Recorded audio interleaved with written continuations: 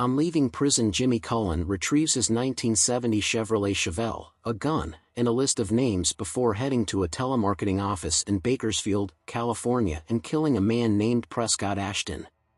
He then visits Roy Groen, who gave him the car and gun, and forces him to give him more names.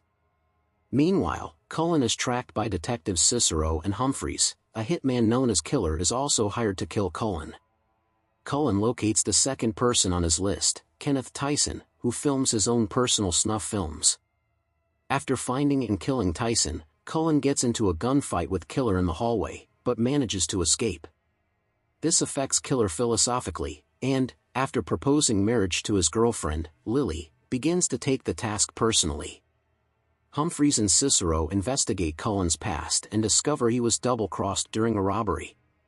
Cicero remembers him from a video of his older half-brother Gary's death filmed by Tyson, which depicts an unidentified man shooting Cullen in the head. He narrowly survives, and has a metal plate surgically implanted in his skull.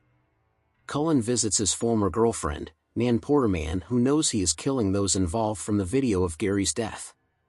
After revealing that she aborted their unborn child and has begun a new life by having a family, she wishes him well.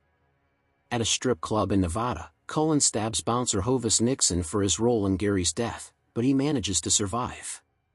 Soon, both Humphreys and Killer get word that Nixon is in the hospital. Knowing Cullen will go back to finish him off, they converge there. Cullen enters the hospital and kills Nixon while he is in surgery. Humphreys unsuccessfully attempts to bring down Cullen, but is spared when the latter sees his badge. While driving away from the hospital, Cullen encounters Killer where they get into a high-speed chase on the freeway, culminating in Killer shooting Cullen in the neck. Eventually, Cullen comes to believe that his father arranged to have him and Gary killed after they refused to share the money they stole in a bank robbery. However, Cullen finds out that his father died years before, and realizes that it was Gary's girlfriend who sold them out. The last man on his list is a traveling evangelist named Alexander Jared.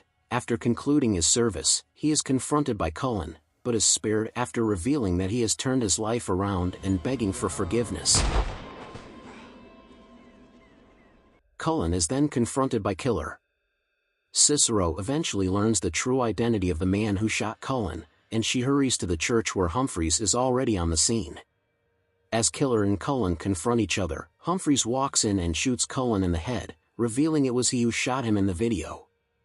He offers Killer the money for the job, but Killer declines, telling Humphreys to never contact him again. Humphreys calls his wife, Marina, who is revealed to have been his informant, while she was still Gary's girlfriend. Suddenly, he is shot and killed by Cullen, who survived due to his metal plate. Cicero arrives on the scene after Cullen leaves, and she covers up Humphreys' involvement.